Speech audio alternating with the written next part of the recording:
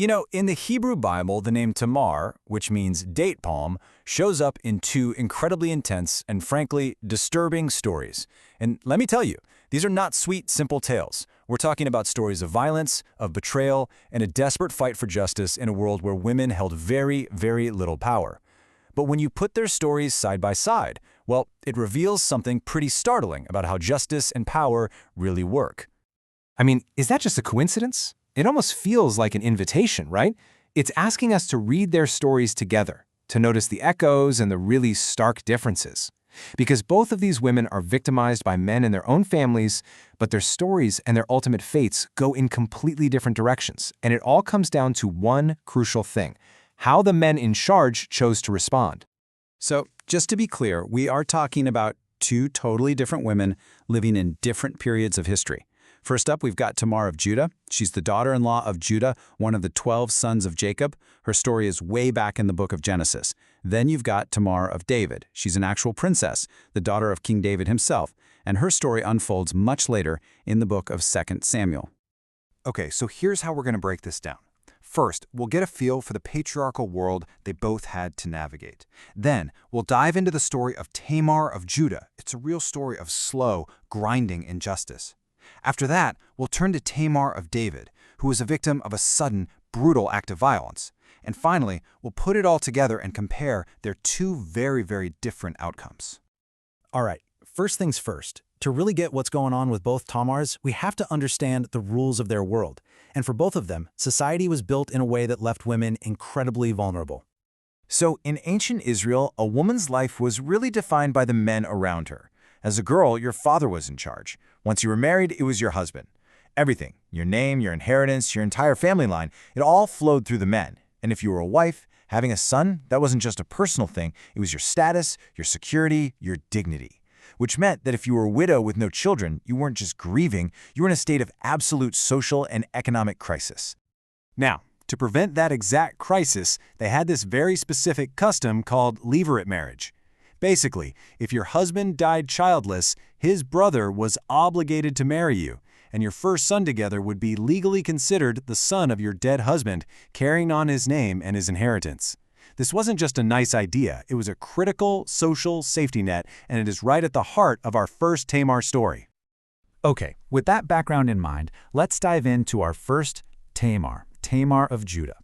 Her story isn't about one big, explosive moment of violence. Instead, she's the victim of what some scholars call slow violence. It's not one single event, but this gradual buildup of betrayal that just wears her down over time.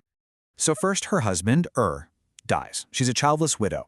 Okay, so according to the law, she's given to the next brother, Onan. But Onan, he completely games the system. He sleeps with her but deliberately makes sure she won't get pregnant because he knows any son wouldn't be his heir. He's violating the whole spirit of the law. So after he dies, her father-in-law, Judah, promises her his last son, Shelah. But he never delivers. He sends her home and leaves her in this horrible limbo. She's not free to remarry, she's not being cared for, she's just stuck. And for years, Tamar just waits, patiently. But as she watches Shelah grow up and it becomes crystal clear that Judah's promise is empty, she has this moment of realization. The very system that was designed to protect her has completely and utterly failed her. And this is where everything changes. The passive victim decides to take justice into her own hands. She comes up with this incredibly bold, unbelievably risky plan. She takes off her widow's clothes, puts on a veil, and sits by the road disguised as a prostitute. And sure enough, her own father-in-law, Judah, comes along and propositions her. But this time, she's not going to be betrayed. When he offers to send payment later, she demands a pledge, some collateral. And this is the genius part. She asks for his seal, his cord, and his staff. Think of it like his driver's license, his credit card, and his signature all rolled into one, the most personal symbols of his identity and authority. So, Tamar of Judah has set her trap. We'll see how that plays out in a minute, but first, let's shift gears completely to our second Tamar, King David's daughter. Her story is the polar opposite.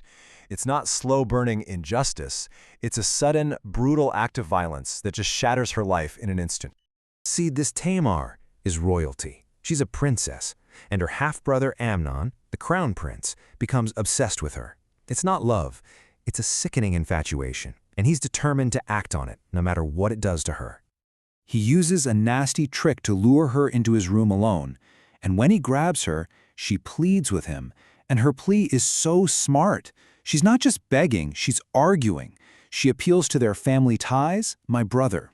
She appeals to their national honor, this isn't something we do in Israel.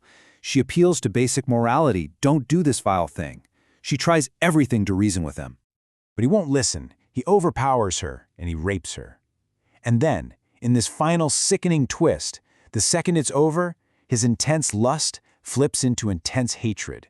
He has his servant literally throw her out on the street, an act that she says is an even greater wrong than the assault itself. Now, unlike the first Tamar who acted in secret, this Tamar's response is totally public and incredibly powerful. She puts dust on her head, she tears her special royal robe. These are all symbolic acts of protest. And her scream, the Hebrew word used is za'ak. That's not just a cry of pain. It's a formal, legal cry for justice. It's a public demand for the authorities to step in and do something. She is making her appeal loud and clear for everyone to see and hear. And what happens? Her full brother, Absalom, finds her, but instead of fighting for her, he tells her to be quiet. Don't take this to heart, he says. He silences her, he takes her into his house, and that's the last we really hear of her. She lives out her days as a desolate woman. Her public life, her story, just over. So now we're at the absolute crux of it all. We've got two women, wronged by powerful men and their families. Both have demanded justice, one through a secret plot, the other through a public protest. Everything now hangs on one thing. How do the men in authority respond? Let's go back to the first Tamar. 3 months after her encounter with Judah, she's discovered to be pregnant, and Judah, furious, immediately sentences her to be burned to death for adultery. But as they're leading her out, she plays her trump card. She sends his seal, cord, and staff with a message. The owner of these is the man who got me pregnant. And when Judah sees them, he's stopped dead in his tracks, and he says it out loud for everyone to hear. She is more right than I. Wow. It's a shocking public confession. He admits he was the one who was wrong. Now compare that to King David. The Bible says when he heard what his son Amnon had done to his daughter Tamar, he was greatly upset. He was angry. And then? Nothing. That's it. This is the king, the ultimate judge in the land, and he does absolutely nothing to punish his firstborn son. He just lets it go. And right there, you see the two stories just split into different universes. On one side, Judah's public confession breaks the cycle of injustice. It validates Tamar's actions and restores her reputation. On the other side, David's silence gives Amnon a free pass. As one scholar puts it, the men in power basically closed ranks to protect one of their own, and the female victim gets silenced and forgotten. This table really lays it all out, doesn't it? Look at the parallels, the injustice, the response, but then look at that one massive difference, the verdict of authority. Public confession versus impunity and silence. That single decision point is what determined their entire legacy. One becomes an ancestor of kings, the other a desolate woman. So what happens to them in the end? Well, the first Tamar, Tamar of Judah, gives birth to a son named Perez. And he's named in the direct lineage of King David himself and in the New Testament in the genealogy of Jesus. She is literally written into the central story of her people. And the second Tamar, after she's silenced by her brother, she disappears. She's never mentioned again. She's effectively written out of history. It just leaves you with this massive question, doesn't it? These are ancient tales from a world so different from ours, but they force us to ask something that is still so relevant. What is the incredible power of a voice that demands to be heard? And what is the devastating, lasting cost when authority chooses silence over justice?